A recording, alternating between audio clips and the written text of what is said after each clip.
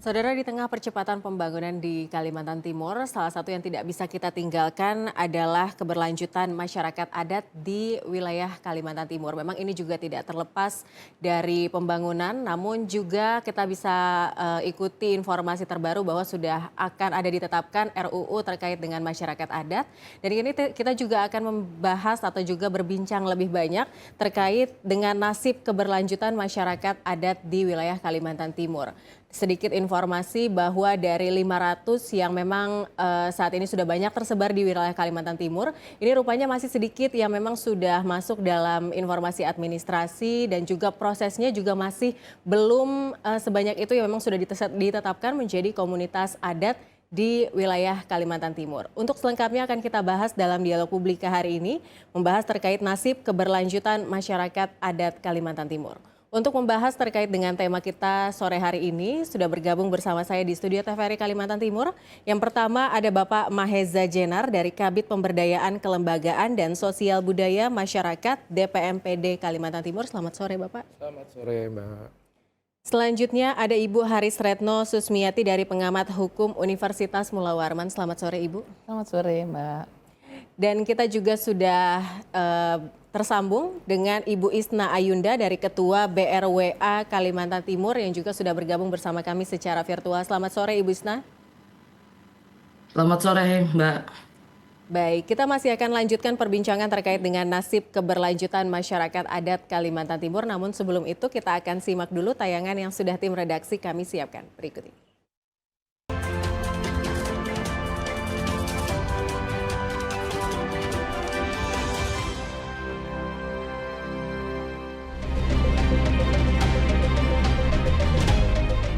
Pengakuan dan perlindungan masyarakat adat di Kalimantan Timur masih menjadi agenda yang terus berproses. Di tengah pesatnya pembangunan daerah, keberadaan masyarakat adat memerlukan kepastian pengakuan agar hak-hak mereka terhadap wilayah, kelembagaan, serta identitas budaya memiliki dasar hukum yang jelas. Namun hingga kini, proses pengakuan tersebut masih menghadapi berbagai tantangan. Kondisi itu tercermin dari masih lebarnya kesenjangan antara jumlah komunitas adat yang telah terdata dengan yang telah memperoleh pengakuan secara administratif. Badan Registrasi Wilayah Adat Kalimantan Timur mencatat, baru puluhan komunitas adat yang terregistrasi secara resmi. Sementara, inventarisasi di lapangan menunjukkan adanya ratusan komunitas adat yang tersebar di berbagai daerah di Kalimantan Timur yang belum diakui secara resmi keberadaannya. Situasi ini menunjukkan bahwa proses pengakuan masyarakat adat masih membutuhkan percepatan dan pengakuan koordinasi lintas pemangku kepentingan.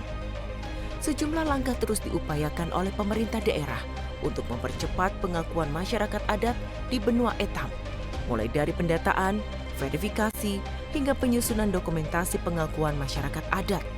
Namun, tanpa kepastian hukum yang pasti dan menyeluruh, potensi tumpang tindih pemanfaatan ruang dan perlindungan hak masyarakat adat masih menjadi persoalan yang perlu mendapat perhatian bersama, terutama ketika keberadaan masyarakat adat kerap bersinggungan dengan kepentingan pembangunan, investasi, hingga pemanfaatan sumber daya alam. Keberlanjutan masyarakat adat di Kalimantan Timur tidak hanya bergantung pada pengakuan administratif, tetapi juga pada komitmen seluruh pemangku kepentingan untuk memastikan perlindungan hak dan ruang hidup masyarakat adat berjalan seiring dengan arah pembangunan di daerah. Lantas, langkah apa yang perlu diambil oleh pemerintah daerah untuk mempercepat pengakuan masyarakat adat sekaligus mewujudkan pembangunan yang tetap memberikan kepastian hukum dan perlindungan terhadap hak-hak masyarakat adat di Kalimantan Timur? Saksikan selengkapnya dalam dialog publika.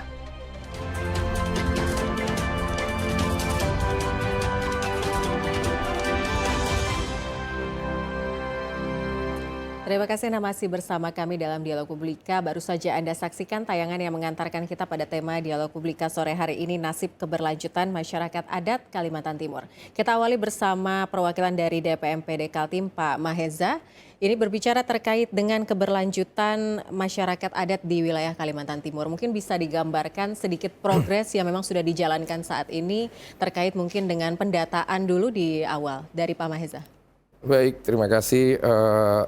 Untuk saat ini kami DPMPD Provinsi Kalimantan Timur bersama dengan tim teman-teman mitra pembangunan sudah melakukan identifikasi bahwasanya yang tercatat jumlah komunitas atau masyarakat hukum adat yang ada di Kalimantan Timur ini sebanyak 516, Mbak Tika.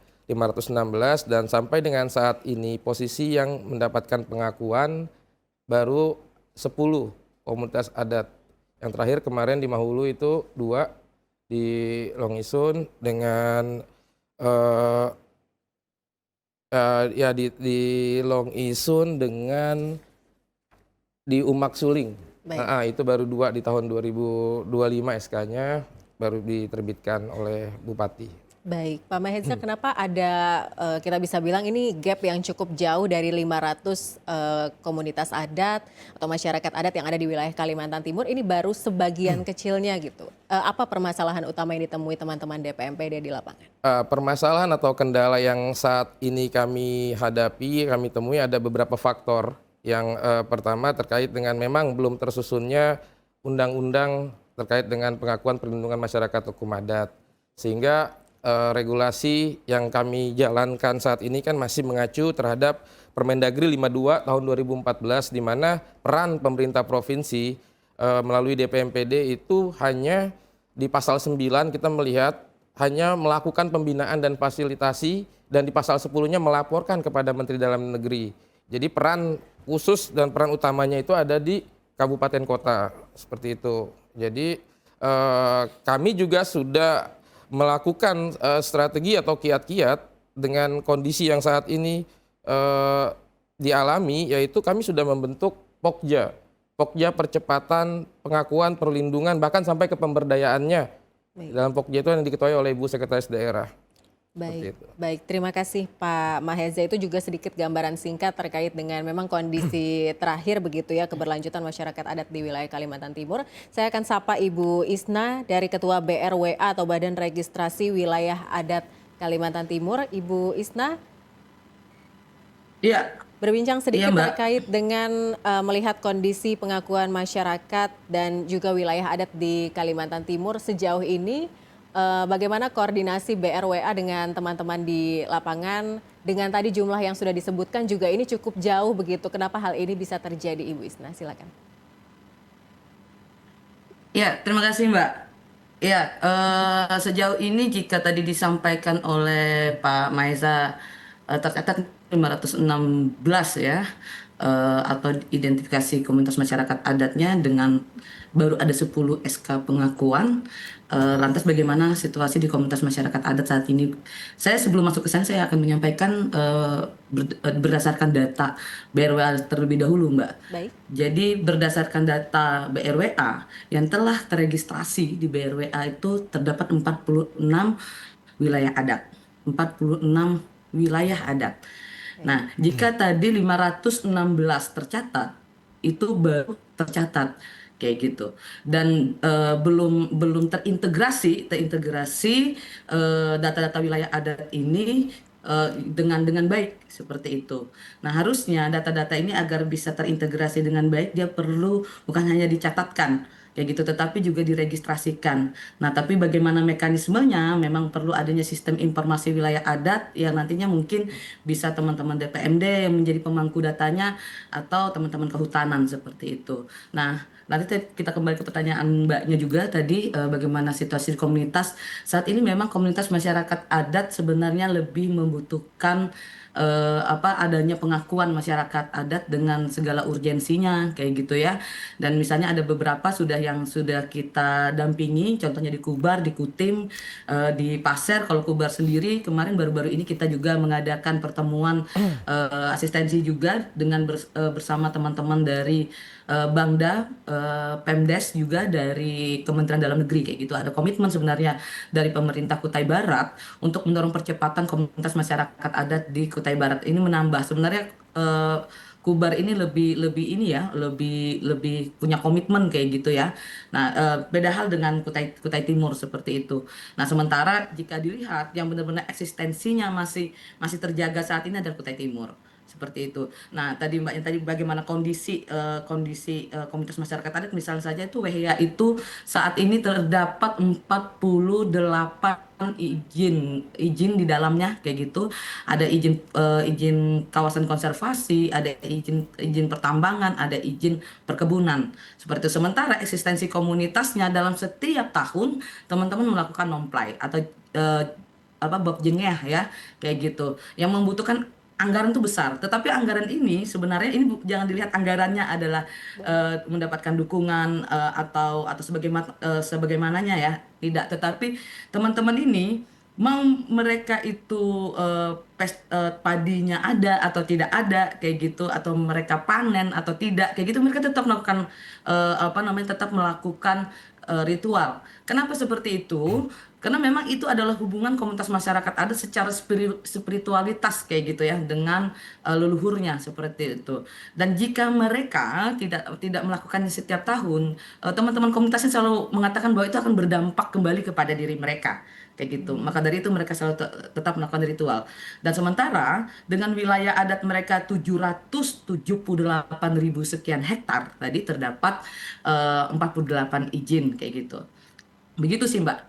Dan itu menjadi ini ya kekhawatiran tersendiri kayak gitu ya bagi komunitas masyarakat adat dengan jumlah hutan adatnya 512.000 hektar.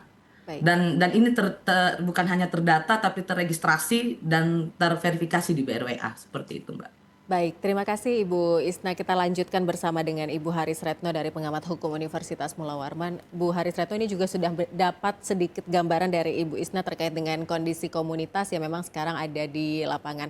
Apakah melihat kondisi seperti ini dengan banyaknya pos-pos yang memang kompleks dan setiap faktornya harus diperhatikan, ini juga mengapa pengakuan untuk masyarakat dan juga komunitas adat ini juga cukup sulit dilakukan khususnya di wilayah Kalimantan Timur yang kita tahu secara adat memang kita cukup kuat begitu di sini. Iya, jadi terkait dengan pengakuan masyarakat adat sebenarnya secara regulasi sudah cukup kuat diatur gitu ya, meskipun ada beberapa kendala seperti ada yang disampaikan di PMPD, kewenangan itu memang ada di kabupaten kota. Tapi memang bukan berarti provinsi tidak bisa melakukan apa-apa. Dan itu sudah terbukti ketika gencar-gencarnya pendanaan karbon kan kemudian masif tuh pengakuan dilakukan. Jadi harapan kita sebenarnya tidak ada dana karbon, upaya pengakuan itu harus terus dilakukan karena masyarakat adat mereka secara kenyataannya memang sudah menguasai lahan, sudah ada secara turun-temurun bahkan sebelum Indonesia merdeka. Nah, kemudian kenapa kemudian terkesan ini ada kelambanan?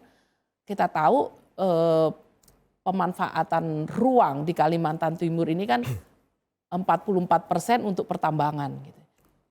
3,5 juta hektar untuk perkebunan gitu, dan sisanya selain itu juga untuk industri kehutanan gitu, dan hampir tidak ada sisa untuk sektor-sektor selain itu gitu. Jadi bisa dikatakan faktor pemanfaatan ruang yang tumpang tindih yang juga masuk di kawasan masyarakat adat seperti tadi yang sempat disajikan di tayangan awal TVRI, kepentingan industri ekstraktif itu memang sangat kuat di Kalimantan Timur. Nah, ini yang menjadi salah satu faktor penghambat terbesar gitu. Karena industri-industri ekstraktif ini kan berada di wilayah masyarakat adat. Nah, ini jadi problem berikutnya gitu. Baik, ini juga mungkin bisa ditanggapi oleh Pak Maheza. Ini juga sedikit juga informasi tadi dari Bu Isna dan juga Bu Haris Retno yang memang menyoroti bahwa masyarakat adat di wilayah Kalimantan Timur ini belum sepenuhnya difasilitasi penuh oleh pemerintah. Lantas peran DPMPD sendiri untuk proses pengakuan masyarakat adat sejauh ini seperti apa Pak Maheza? Baik, tadi sudah disampaikan juga terkait dengan peran provinsi ya dengan kewenangan tersebut provinsi juga pasti memiliki upaya dan strategi ya. Dalam hal ini kami kemarin itu sudah membentuk tim Pokja. Nah, tim Pokja yang melibatkan beberapa unsur baik dari OPD lintas provinsi, akademisi yang ada di Universitas Mula Warman, serta juga teman-teman mitra pembangunan termasuk BRWA juga ada dalam Pokja, ada Aman, Bioma, Putih Jaji dan sebagainya itu.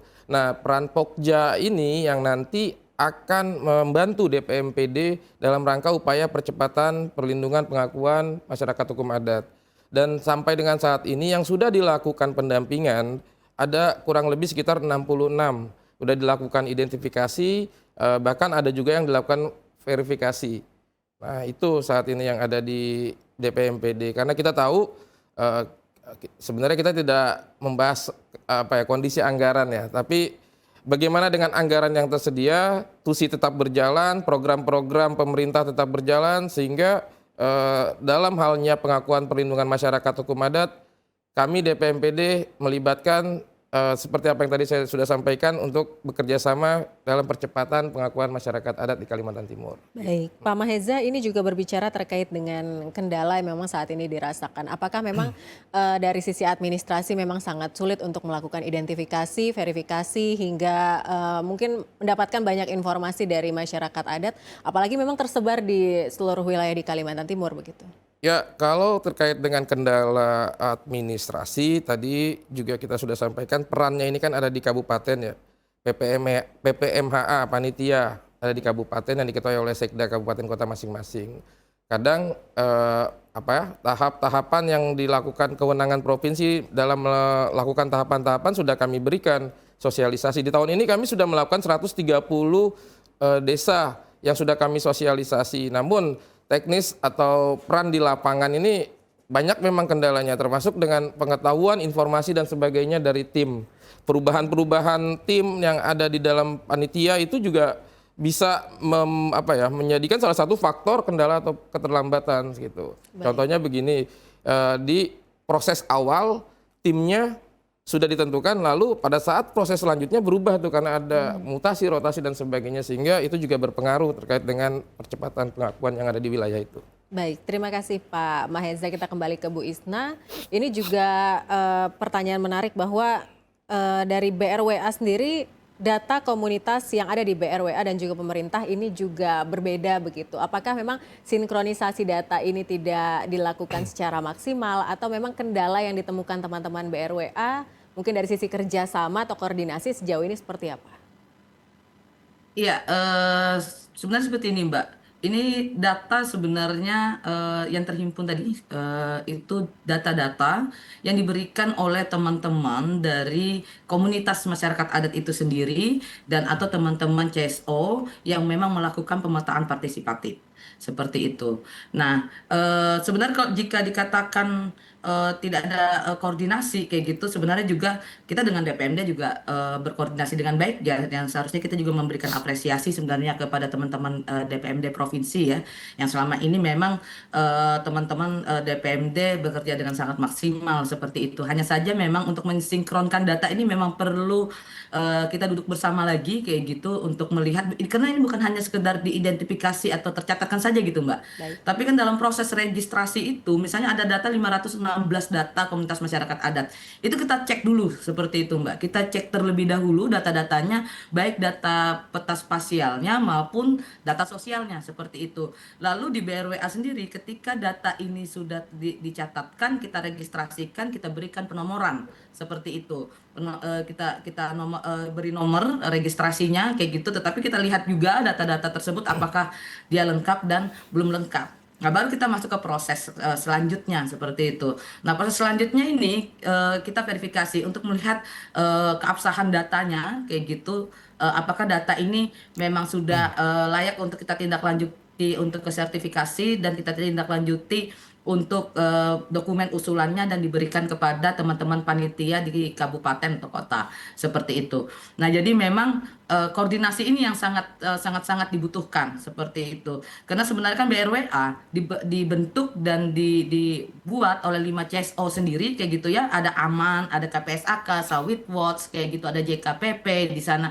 Dan ini kan tujuannya adalah mengintegrasi data kayak gitu. Yang selama ini pun juga pemerintah belum memiliki data yang valid kayak gitu. Nah, sementara itu adalah Kementerian Kehutanan pun juga mengadopsi data-data BRWA sebenarnya. Nah, bagaimana nanti ke depannya pemerintah Kalimantan Timur punya integrasi data yang mana data ini harus ada pemangkunya seperti itu. Baik. Karena kita adalah lembaga independen dan data-data ini harusnya dipegang oleh teman-teman pemerintah provinsi atau daerah. Seperti itu, Mbak. Baik, terima kasih Bu Isna, Bu Haris Retno dan juga Pak Maheza. Kita masih akan lanjutkan perbincangan terkait dengan nasib keberlanjutan masyarakat adat Kalimantan Timur. Kami masih akan kembali, tetaplah bersama kami dalam Dialog Publika.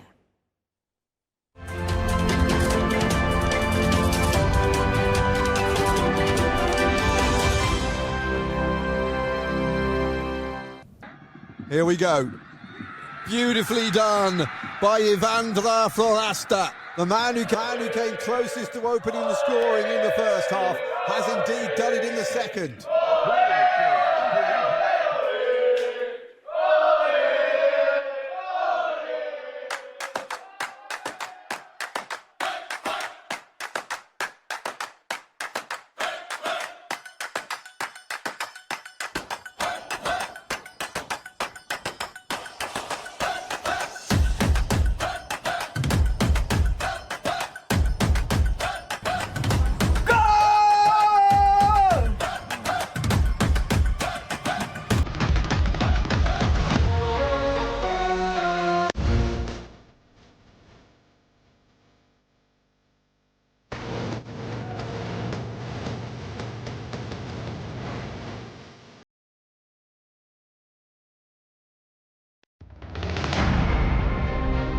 Setiap hari, laut terus mengikis daratan kita.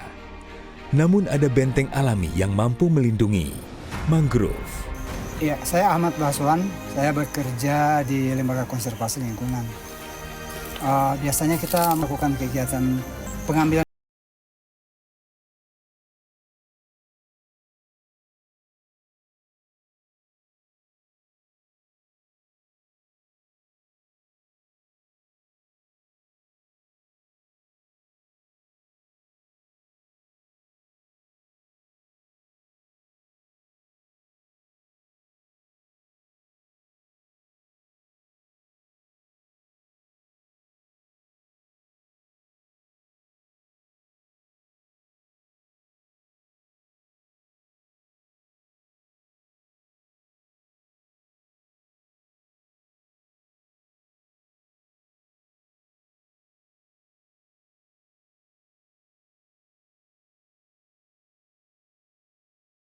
kalau perlu, mari kita sama-sama untuk melakukan konservasi mangrove bersama.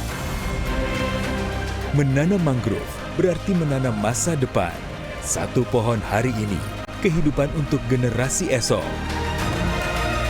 Ayo, jaga hutan mangrove, selamatkan dari kerusakan dan abrasi.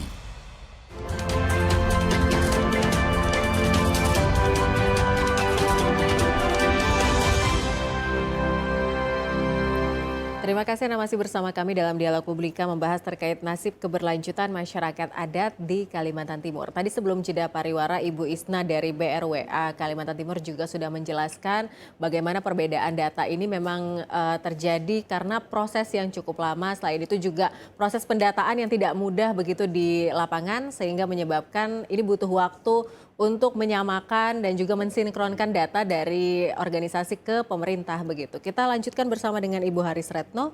Ini juga melihat kepentingan dari RUU Masyarakat Adat yang memang sekarang sedang ramai diperbincangkan di tengah masyarakat. Dari kacamata hukum, melihat urgensi dari RUU Masyarakat Adat yang memang sekarang sedang digalakan, ini seperti apa Bu Retno? Ya, jadi keberadaan rancangan undang-undang masyarakat adat ini sangat ditunggu-tunggu ya, dan sangat penting sekali, urgent, karena kita melihat tadi ya disparitas data dari identifikasi dan yang sudah diakui sangat cukup jauh, sehingga perlu penegasan kembali di dalam undang-undang gitu. Itu yang pertama. Yang kedua, banyak sekali konflik-konflik yang muncul yang berada di wilayah masyarakat adat. Lagi-lagi karena kehadiran industri ekstraktif tentu yang berbasis lahan yang menimbulkan banyak tumpang tindih dan konflik kepentingan. Kemudian yang ketiga adalah terkait dengan regulasi sendiri. Jadi undang-undang sektoral yang menjadi titik singgung gitu dengan kepentingan masyarakat adat. Salah satunya misalnya undang-undang pertambangan, undang-undang kehutanan sendiri, undang-undang perkebunan dan beberapa undang-undang sektoral yang lain. Undang-undang pertambangan sendiri menghadirkan industri ekstraktif yang cukup masif di Kalimantan Timur. Terbukti 44% kawasan Kalimantan Timur ini kawasan pertambangan dan itu secara nyata menjadi satu ancaman tumpang tindih dengan kawasan masyarakat adat gitu. Demikian juga dengan sektor kehutanan ya, undang-undang kehutanan yang ketika kawasan itu ditetapkan kawasan hutan, kawasan konservasi, kawasan lindung itu tidak bisa mengabaikan keberadaan masyarakat adat yang sudah secara nyata ada di situ gitu. Baik. Jadi keberadaan rancangan undang-undang masyarakat adat ini sangat diharapkan untuk memperkuat pemenuhan dan perlindungan hak masyarakat adat. Baik, Bu Retno sendiri melihat Permendagri yang memang sudah ada dan juga digunakan saat ini, apakah ini juga masih ada kekosongan hukum adat akibat belum disahkannya RUU Masyarakat Adat? Kita melihat ini juga ada kekosongan di tengah antara Permendagri dan juga RUU yang belum disahkan. Apakah Bu Retno melihat seperti itu? Ya, betul sekali. Jadi memang regulasi Permendagri sebenarnya sudah cukup bisa membuat dasar untuk pengakuan seperti tadi yang disampaikan di PPMPD bahwa itu memberikan kewenangan di tingkat kabupaten kota yang punya wilayah begitu. Tetapi ada hal-hal yang masih cukup menjadi catatan di kita. Misalnya salah satunya kasus Kedang Ipil yang terbaru ya di Kutai Kartanegara. Kedang Ipil ini mendapatkan pengakuan masyarakat adatnya, tapi wilayahnya itu mengikuti wilayah administrasi desa. Sedangkan kita melihat bahwa wilayah masyarakat adat itu tidak terbatas hanya wilayah administrasi. Mereka kehidupannya bergantung kepada hutan, bergantung kepada sungai-sungai, bergantung kepada ladang-ladang yang sudah secara turun-temurun mereka kelola begitu. Nah, ketika hanya mengacu kepada Permendagri itu ada kendala-kendala keterbatasan itu. Harapannya undang-undang kemudian menegaskan tidak akan terjadi lagi seperti kasus Kedang Ipil karena pengakuan diberikan tapi masyarakat justru kehilangan wilayah hidupnya begitu. Sehingga ini bagi masyarakat Kedang Ipil sangat kecewa. Jadi ada pengakuan tapi bukan berarti masyarakat kemudian senang gembira tapi mereka justru bersedih begitu karena ternyata pengakuan itu menghilangkan kawasan ruang hidup mereka yang menopang kehidupan masyarakat adat. Nah, harapannya yang hal-hal seperti ini akan mampu diselesaikan, dipastikan tidak akan terjadi lagi ketika ada undang-undang masyarakat adat. Baik, terima kasih Bu Retno. Dari Pak Maheza juga melihat kekuatan dari RUU Masyarakat Adat yang memang sudah akan dicanangkan begitu ya, memang prosesnya cukup lama. Ini dari DPMPD sendiri melihat seperti apa? Ya, memang gencar ya lagi pembahasan RUU Masyarakat Adat. Kemarin kami juga mendapat kunjungan beberapa waktu lalu yang dipimpin oleh Bu Sekda dari Badan Legislasi DPR RI itu mencanangkan itu juga. Kebetulan ada Bu Isna juga dari BRW hadir, dari Ketua Aman Kaltim juga hadir. Ya, harapan kami di DPMPD sebenarnya adalah terkait dengan pembagian tugas, kewenangan yang baik di pemerintah pusat, pemerintah provinsi, dan pemerintah kabupaten kota. Harapannya undang-undang tersebut itu memberikan kejelasan sehingga tidak ada overlap atau tumpang tindih dalam menyelesaikan permasalahan-permasalahan khususnya terkait dengan pengakuan percepatan perlindungan masyarakat hukum adat. Baik. Baik, Pak Maheza melihat ini kan wilayah adat itu kerap bersinggungan dengan kita bisa bilang hutan, kebun juga aktivitas pertambangan begitu kan. Bagaimana agar pembangunan ini juga sejalan dengan pengakuan masyarakat adat yang memang ditetapkan oleh pemerintah? Ya, sejauh ini ya selama saya bergabung di DPMPD dan mendapatkan informasi dengan teman-teman di masyarakat adat, sebenarnya mereka itu tidak menutup ya Bu ya, tidak menutup terkait dengan adanya pembangunan atau investasi di wilayahnya. Cuman kadang mereka ini ingin dilibatkan seperti itu, ingin dilibatkan. Dan butuh memang informasi, sosialisasi terkait dengan apabila ada pembangunan di wilayah mereka, nanti pembagian seperti apa, progresnya seperti apa, itu perlu ada kejelasan juga. Jadi mereka itu tidak ujuk-ujuk ada pembangunan dan mereka tidak tahu, diberikan informasi dulu, disosialisasikan dulu. Harapannya seperti itu dari mereka dan dilibatkan. Baik, berarti masyarakat adat itu bukan antipati tapi memang butuh informasi lebih terkait dengan apa pembangunan yang memang diharapkan terjadi di wilayah mereka begitu ya Pak Kurang lebih Maheza. seperti itu. Baik, kita ke Ibu Isna. Ini dari BRWA, Badan Registrasi Wilayah Adat, sebenarnya seberapa besar Ibu ancaman pembangunan ini terhadap hak masyarakat adat di wilayah Kalimantan Timur? Pasti juga banyak masukan-masukan langsung dari masyarakat adat yang mungkin Bu Isna dengar secara langsung, ini seperti apa? Ya, eh, jika dikatakan seberapa besar ancaman ya Mbak ya, kayak gitu. Sebenarnya tadi juga sudah disampaikan oleh Bu Haris Retno kayak gitu dengan panjang kali lebar ya kayak gitu. Tetapi memang jika dilihat saat ini keluhan komunitas masyarakat adat itu adalah ketika komunitas masyarakat adat ada investasi pembangunan kayak gitu, mereka memang tidak pernah dilibatkan kayak gitu. Mereka tidak pernah dilibatkan, mereka memang tidak pernah mendapatkan informasi yang utuh seperti itu. Tiba-tiba ada investasi masuk, tiba-tiba ada PSN masuk, yang seharusnya PSN maupun investasi harus menghormati FEIC kayak gitu ya, menggunakan FEIC, memberikan informasi yang utuh seperti itu ya kepada komunitas masyarakat adat, dan komunitas masyarakat adat juga perlu didengar kayak gitu. Dan bukan hanya itu saja, bukan hanya laki-laki saja atau tokoh saja yang dilibatkan, tapi bagaimana bisa melibatkan perempuan adat, pemuda adat di dalamnya. Karena kenapa bicara juga tentang perempuan adat? Karena perempuan adat juga menjaga ruang hidupnya kayak gitu. Dan kenapa melibatkan pemuda adat? Karena teman-teman pemuda adat ini adalah estafet kepemimpinan, regenerasi kepemimpinan kayak gitu, dan juga regenerasi pengetahuan tradisional di komunitas masyarakat adat. Dan selanjutnya apa yang menjadi keluhan teman-teman di komunitas masyarakat adat selama ini? Lambannya pengakuan masyarakat adat ini semakin sini membuat ruang hidupnya itu semakin menyempit, Mbak, kayak gitu, semakin menyempit. Terus ketika menyempit, secara otomatis pengetahuan tradisionalnya juga akan hilang kayak gitu. Dan pengakuan masyarakat adat ini sebenarnya bukan hanya sekedar pengakuan gitu, tetapi juga sebagai instrumen perlindungan ya gitu, pemenuhan hak gitu, lalu pemberdayaan bagi komunitas masyarakat adat kayak gitu. Jadi memang bukan hanya sekedar pemberdayaan saja ya, tetapi memang bagaimana pemberdayaan itu juga efektif kayak gitu, diberikan kepada komunitas masyarakat adat. Nah, ada satu komunitas masyarakat adat kayak gitu yang selama ini juga terpinggirkan. Mereka ada pengakuan masyarakat adat tetapi masih terpinggirkan kayak gitu.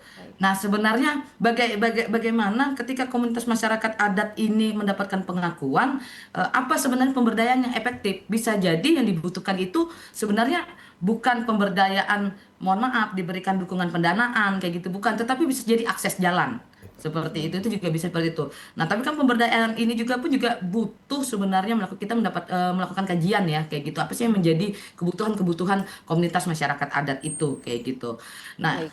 ini dan selain itu juga, selain akses ya, ada beberapa keluhan ya tadi sama seperti yang disampaikan oleh Ibu Haris Retno, adalah ketika komunitas masyarakat adat ini pendekatannya adalah administratif kayak gitu, ancamannya adalah hampir setengah wilayah adat itu akan hilang.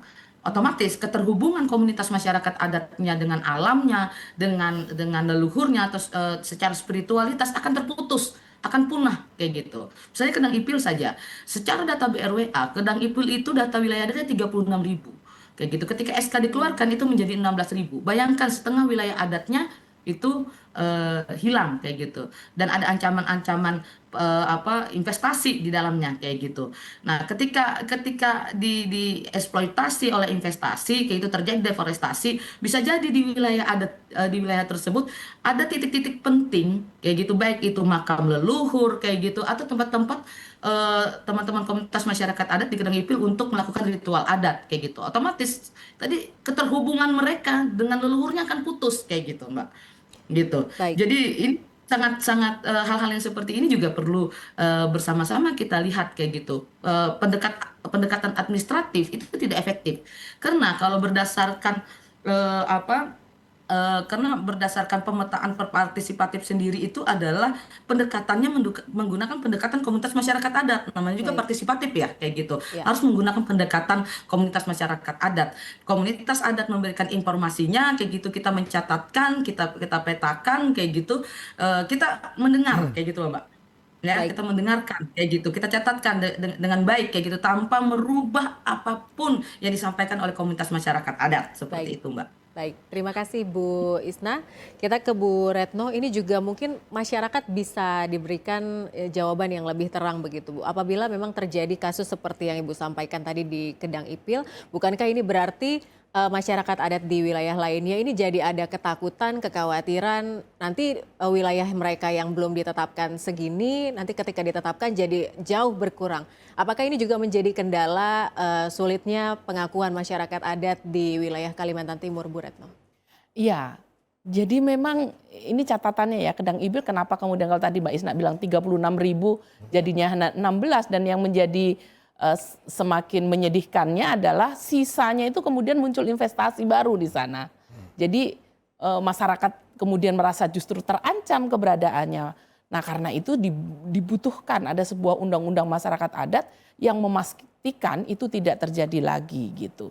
Nah bagaimana kemudian supaya ini juga sambil menunggu pengesahan undang-undang masyarakat adat bisa difasilitasi untuk tidak terjadi hal-hal seperti yang terjadi di Kedang Ipil. Inilah fungsinya pemerintah daerah, fungsinya pengambil kebijakan untuk memastikan pengakuan masyarakat adat ini tidak semata-mata berpatokan pada wilayah administratif gitu. Baik. Tapi harus melihat ruang hidup masyarakat adat ini sebenarnya di mana gitu. Karena kita tahu keberadaan masyarakat adat bukan cuma adat istiadat gitu, Baik. tapi keberadaan hutan, keberadaan ladang, keberadaan sungai-sungai, bahkan bukit-bukit gunung itu yang mempengaruhi kehidupan masyarakat adat, itu yang harus dipastikan di dalam pengakuan. Jadi tidak hanya administratif bahwa komunitas A, komunitas B ini ada di Kalimantan Timur gitu, tetapi memastikan ruang hidup mereka juga diakui. Baik, terima kasih Bu Haris Retno. Ini juga Pak Maheza bisa menanggapi sebenarnya permasalahan yang terjadi. Mungkin ini salah satu contoh kecil di Kedang Ipil begitu ya. Dan juga ini tidak menutup kemungkinan bisa terjadi untuk wilayah-wilayah lainnya di Kalimantan Timur dengan jumlah yang tadi komunitas dan masyarakat adat yang cukup banyak. Sebenarnya bagaimana komitmen pemerintah dan juga pendekatan apa yang sudah dilakukan saat ini terkait dengan ini komitmen dari pemerintah kepada masyarakat adat seperti apa? Ya, komitmen khususnya untuk pemerintah provinsi ini kami selalu melakukan pendekatan-pendekatan kepada pemerintah kabupaten ya, kabupaten kota ya yang ada di Kalimantan Timur. Sebenarnya ini peran dari pemerintah kabupatennya itu sendiri yang harus melakukan upaya-upaya agar tidak terjadi seperti apa yang permasalahan-permasalahan sudah disampaikan.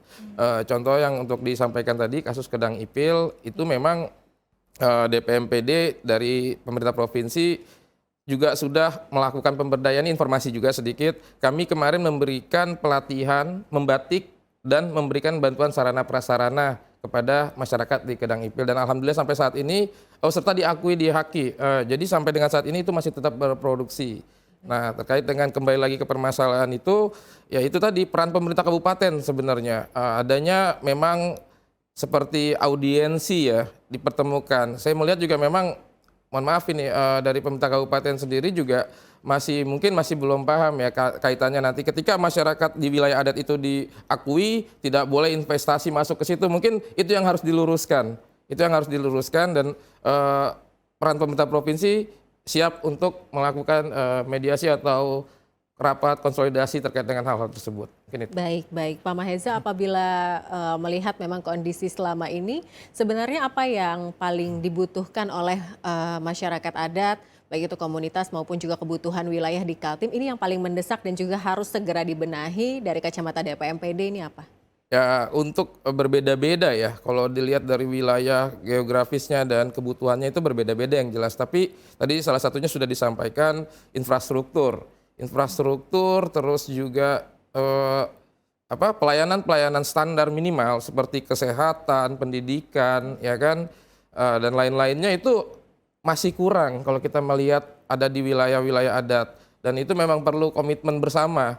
Tidak hanya pemerintah provinsi, tidak hanya pemerintah kabupaten, tidak hanya pemerintah pusat, tapi ini kolaborasi antara pemerintah pusat, provinsi, dan kabupaten dalam rangka menyelesaikan permasalahan-permasalahan itu. Seperti itu. Baik, Pak Maheza, memang keterbukaan akses ini menjadi poin penting juga begitu ya untuk memang nasib keberlanjutan masyarakat adat di wilayah Kalimantan Timur. Ibu Isna, Apakah ini juga bisa dilihat dari BRWA, apakah memang ini urgensi yang diperlukan saat ini adalah membuka akses, selain itu juga informasi kepada teman-teman masyarakat adat. Di luar itu apa yang memang menjadi tuntutan kebutuhan masyarakat adat di wilayah Kalimantan Timur? Apakah pengakuan memang yang menjadi poin utama yang memang paling dibutuhkan saat ini atau ada faktor lain begitu? Ya, yang paling utama itu adalah memang pengakuan, Mbak, sebenarnya. Pengakuan masyarakat adat ini segera untuk ditetapkan melalui ditandatangani oleh bupati kayak gitu. Karena kita melihat sendiri urgensi di komunitas masyarakat adat ini sekarang tidak bisa dibantahkan kayak gitu. Tadi sudah panjang lebar kita sampaikan kayak gitu apa yang terjadi di komunitas masyarakat adat. Yang paling utama itu adalah akui komunitas masyarakat adatnya, lalu pemberdayaannya. Bagaimanapun mekanismenya, entah itu mekanismenya melalui pendanaan karbon kayak gitu ataupun mekanisme pendanaan lainnya. Tetapi difokuskan terlebih dahulu lah kayak gitu pengakuan masyarakat adat ini gitu, pengakuan wilayah adatnya ini kayak gitu, karena tidak bisa kita hanya mengakui subjeknya tanpa tidak pengakuan objeknya gitu. Pengakuan objeknya adalah wilayah adat ya, yang dimaksud ya kayak gitu. Nah, wilayah adat dan masyarakat adatnya itu kan hubungan sangat kuat tadi seperti yang saya sampaikan. Bicara subjek, bicara objek kayak gitu. Subjek ini kan menunjukkan keberadaan komunitas masyarakat adatnya, termasuk perpindahan kampungnya, termasuk tempat ritual. Kayak tadi Bu harus menyampaikan sungai, gunung itu kan ada keterikatannya kayak gitu. Jadi yang paling penting itu adalah pengakuan. Karena belum adanya RUU masyarakat adat atau RUU masyarakat belum disahkan hingga sekarang ya kayak gitu.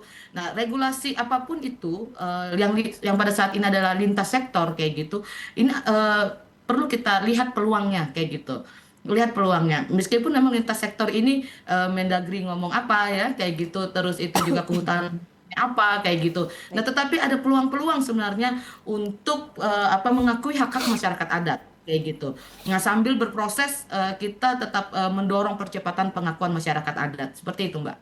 Baik, terima kasih Ibu Isna. Kita akan lanjutkan perbincangan kita terkait nasib keberlanjutan masyarakat adat Kaltim. Kami akan kembali sesaat lagi, tetaplah bersama kami dalam Dialog Publika.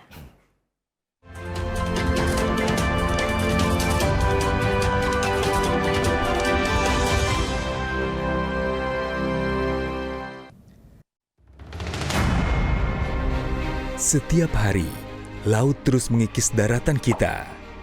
Namun ada benteng alami yang mampu melindungi, mangrove. Ya, saya Ahmad Baswan, saya bekerja di Lembaga Konservasi Lingkungan. Biasanya kita melakukan kegiatan pengambilan bibit.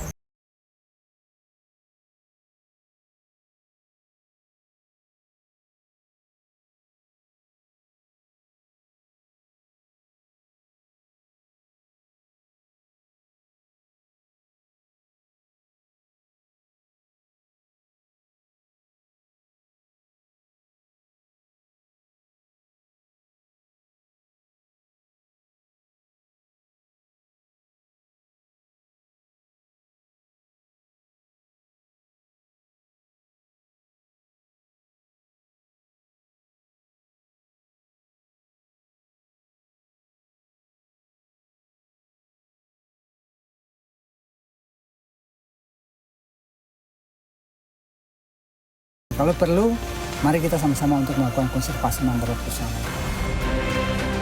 Menanam mangrove berarti menanam masa depan. Satu pohon hari ini, kehidupan untuk generasi esok.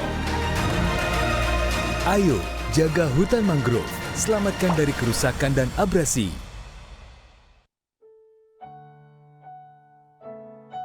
Di sudut-sudut negeri, masih banyak saudara kita yang berjuang untuk hidup yang layak. Kemiskinan bukan hanya soal kekurangan materi, tetapi juga keterbatasan akses pendidikan, kesehatan, dan peluang kerja. Tapi kita bisa berubah. Bersama, kita bisa berbagi ilmu, kesempatan, dan harapan. Karena setiap langkah kecil dapat menciptakan perubahan besar. Mari jadikan kepedulian sebagai kekuatan. Bantu saudara kita keluar dari kemiskinan. Bersama kita bisa. Macet lagi. Gak pernah ada macet lewat sini. Bang, cepat bang. Klakson mas, sabar dong, masih macet nih.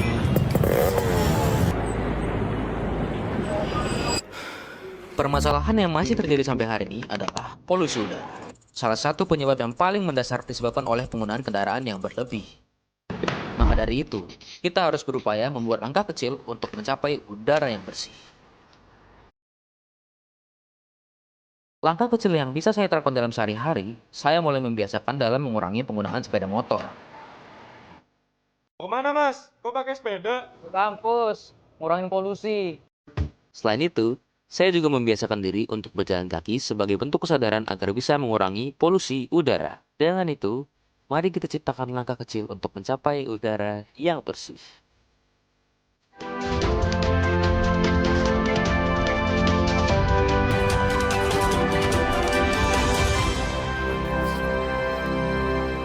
Terima kasih Anda masih bersama kami dalam Dialog Publika membahas terkait nasib keberlanjutan masyarakat adat di wilayah Kalimantan Timur. Kita lanjutkan bersama dengan Pak Maheza.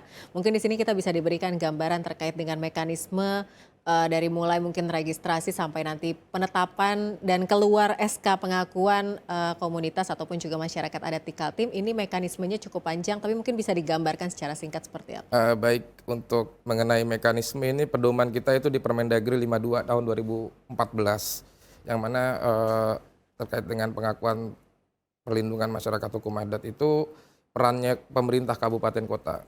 Yang pertama itu usulan dari masyarakat atau komunitas adat kepada bupati dalam yang disertai dengan laporan wilayah adatnya, hukum adatnya yang berlaku, benda-benda dan sebagainya. Lalu bupati mungkin mendisposisikan ya, biasanya kan mendisposisikan kepada OPD terkait, dalam hal ini DPMD kabupaten. Nah, setelah itu baru dilakukan identifikasi, dilakukan verifikasi, tinjauan lapangan terkait dengan kebenaran-kebenaran yang ada di dalamnya, sehingga setelah itu dilanjutkan penetapan melalui SK Bupati. Secara gambaran sederhana seperti itu. Nah, peran DPMPD Provinsi pada saat proses-proses itu melakukan pendampingan, fasilitasi apabila ada kesulitan atau permasalahan yang dialami teman-teman kabupaten kota. Baik, Pak Maheza. Ini juga dalam proses pendampingan itu pastinya teman-teman DPMPD Kaltim juga melihat berbagai komunitas ataupun juga masyarakat adat ini punya keunggulan masing-masing begitu ya. Apakah memang di setiap daerah ini juga dilakukan pelatihan seperti di beberapa daerah yang sudah disampaikan tadi? Iya, betul. Upaya-upaya untuk, kalau bahasa kami ini peningkatan kapasitas ya. Baik. Peningkatan kapasitas sudah dilakukan selain hanya sosialisasi, terus BIMTEK dan sebagainya, tapi kami juga pernah melakukan upaya-upaya pemberdayaan yang mana tadi diberikan pelatihan, lalu diberikan bantuan sarana prasarananya untuk tindak lanjut pengembangan ekonomi mandirinya, seperti itu. Baik, untuk DPMPD sendiri apakah ada strategi-strategi khusus apalagi di tengah efisiensi anggaran seperti saat ini begitu ya Pak Maheza, ini seperti apa yang dilakukan DPMPD? Ya, tadi yang saya sudah katakan di awal, strategi kami yaitu membentuk tim Pokja percepatan. Tujuannya apa? Tadi kita lihat permasalahan kaitannya dengan data, banyak perbedaan data. Teman-teman mitra tadi dari BRWA, mungkin dari Aman atau Bioma dan teman-teman lainnya itu punya data masing-masing. Dengan adanya Pokja ini harapan kami, data itu bisa satu pintu. Ya kan, bisa satu pintu melalui DPMPD sehingga tidak ada lagi miss data. Nanti Pokja tersebut juga tindak lanjutnya dalam rangka melakukan fasilitasi ya kan, atau dan saat ini juga di kami di DPMPD kebetulan saya saat ini kan sedang membentuk aksi perubahan. Tindak lanjut dari Pokja itu kami membentuk klinik MHA, di mana klinik MHA itu menjadi wadah atau tempat bagi teman-teman masyarakat komunitas adat yang ada di kabupaten, kota, dalam rangka percepatan konsultasi, konsolidasi dan sebagainya itu bisa ke kami. Itu mungkin salah satu strategi atau upaya kami pemerintah provinsi melalui DPMPD. Baik, terima kasih Pak Maheza. Saya ke Ibu Haris Retno. Ini juga melihat komitmen pemerintah provinsi ini sudah sedemikian rupa seperti yang disampaikan oleh Pak Maheza. Tapi sebenarnya rekomendasi kebijakan yang benar-benar dibutuhkan oleh Kalimantan Timur untuk memang melakukan percepatan tadi identifikasi data hingga nantinya penetapan untuk masyarakat adat di Kaltim. Ini sebenarnya kebutuhan atau krisis yang harus kita selesaikan begitu Bu Retno, ini seperti apa? Ya, jadi saya melihat ada satu fenomena menarik ya di Provinsi Kalimantan Timur ketika kemudian marak pendanaan karbon gitu ya. Ini kan memang pengakuan masyarakat adat menjadi salah satu syarat wajib gitu ya. Kalau tidak ada pengakuan masyarakat adat itu akan bermasalah di dalam pencairan pendanaan karbon. Ini menjadi satu dorongan positif ya untuk memberikan pengakuan masyarakat adat di Kalimantan Timur. Karena memang kita tahu kenapa itu menjadi syarat di dalam kebijakan iklim, karena masyarakat adat secara turun-temurun sudah terbukti ini menjadi menerapkan pola hidup, menerapkan nilai-nilai lingkungan yang menjaga alam, sehingga sangat penting kalau kita bicara mitigasi perubahan iklim. Nah, kalau ditanya dengan kebijakan daerah, tentu kami berharap semangat untuk memberikan pengakuan, pemberdayaan, perlindungan bagi masyarakat adat tidak semata-mata karena kepentingan pengakuan, kepentingan pemenuhan persyaratan pendanaan karbon, tapi itu menjadi budaya kebijakan di Provinsi Kalimantan Timur karena kenyataannya memang masyarakat adat membutuhkan itu. Dan langkah konkret yang memang dilakukan tidak cukup memang hanya dengan pemerintah daerah, tadi parlemen di pusat harus dengan segera mengakui undang-undang masyarakat, menetapkan rancangan undang-undang menjadi undang-undang, dan yang kemudian yang kedua persoalan tumpang tindih tata kelola kawasan hidup masyarakat adat itu juga harus ada ruang penyelesaiannya, dan yang ketiga ada upaya untuk moratorium perizinan investasi di kawasan masyarakat adat. Berikutnya adalah audit, tentu melakukan audit terhadap izin-izin yang sudah beroperasi di kawasan hidup masyarakat adat yang tentu menjadi tadi data BRWA cukup banyak dan itu menjadi ancaman buat masyarakat. Dan yang menjadi penting tadi juga sempat disampaikan soal partisipasi bermakna masyarakat adat dalam pengambilan keputusan. Jangan sampai kemudian partisipasi ini hanya sekedar formalitas, tapi harusnya menjadi partisipasi yang bermakna dan memberikan ruang masyarakat untuk mengatakan ya dan tidak dalam pengambilan keputusan itu gitu. Jadi ada ruang hak veto buat masyarakat, itu perlu juga diberikan agar memang memastikan tadi ya tidak sekedar pengakuan tapi ujung-ujungnya niatnya pengakuan tapi sebenarnya menegaskan mana sih kawasan yang bisa diterbitkan izin baru begitu kan. Baik. Jangan sampai itu yang justru menjadi wajah sebenarnya dari pengakuan masyarakat adat. Baik, terima kasih Ibu Haris Retno. Kita berikan kesempatan kepada Ibu Isna juga dari BRWA. Ibu Isna, apa yang ingin disampaikan dalam momen ini terkait dengan nasib keberlanjutan masyarakat adat di wilayah Kalimantan Timur dari BRWA? Apa yang ingin disampaikan? Silakan. Ya, terima kasih Mbak. Saya singkat saja untuk menyampaikan sahkan RUU masyarakat adat. Seperti itu. Kenapa? Karena itu akan menjawab seluruh keresahan komunitas masyarakat adat. Kayak gitu. Dengan adanya RUU masyarakat adat ini, hak-hak masyarakat adat itu dapat dilindungi. Bukan hanya sekedar haknya saja, tetapi ketika komunitas masyarakat adat ini punya instrumen hukum sendiri atau regulasi hukum sendiri, ya seperti itu, teman-teman komunitas masyarakat adat ini juga mendapatkan semacam seperti bukan hanya penggunaan pemberdayaannya ya, tetapi ininya ada semacam pemulihan pasca misalnya seperti pemulihan pasca adanya investasi seperti pertambangan dan lain-lain kayak gitu. Harus ada pemulihan seperti itu. Dan ini sangat urgensi ya Mbak kayak gitu. Saya berulang kali menyampaikan ini sangat urgensi sehingga perlu pemerintah segera untuk mengesahkan RUU masyarakat adat. Terima kasih Mbak. Baik, terima kasih Ibu Isna Ayunda. Kita berikan kesempatan juga kepada Pak Maheza dari DPMPD Kalimantan Timur. Silakan Pak. yang disampaikan pada Baik, pemerintah Provinsi Kalimantan Timur melalui DPMPD berkomitmen ada tidaknya dana karbon, kami tetap berkomitmen dalam rangka melakukan upaya-upaya dan usaha maupun strategi dalam rangka percepatan pengakuan masyarakat hukum adat di wilayah yang ada di Kalimantan Timur.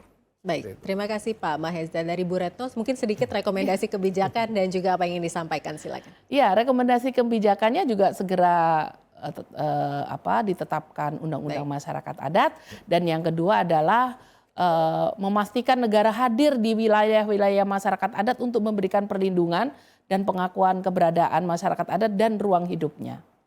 Baik, saya ucapkan terima kasih kepada Ibu Haris Retno, Ibu Isna Ayunda yang juga sudah bergabung bersama kami secara virtual. Saya ucapkan terima kasih, dan juga Pak Mahesa, ini dari DPMPD Provinsi Kalimantan Timur, sudah membahas terkait dengan nasib keberlanjutan masyarakat adat di wilayah Kalimantan Timur. Memang tadi urgensi ataupun inti dari yang memang ingin disampaikan adalah memang sahkan RUU Masyarakat Adat, jadi agar tidak ada lagi permasalahan lahan ataupun juga wilayah yang memang tidak sesuai dengan peruntukan investasi khususnya untuk wilayah Kalimantan Timur. Kita juga sama-sama berharap untuk komitmen dari pemerintah maupun juga masyarakat bisa bersama-sama kita untuk melestarikan komunitas masyarakat adat di wilayah Kalimantan Timur. Akhirnya saya Sartika Somual dan seluruh kerabat kerja yang bertugas mengucapkan terima kasih atas perhatian Anda. Selamat sore dan sampai jumpa.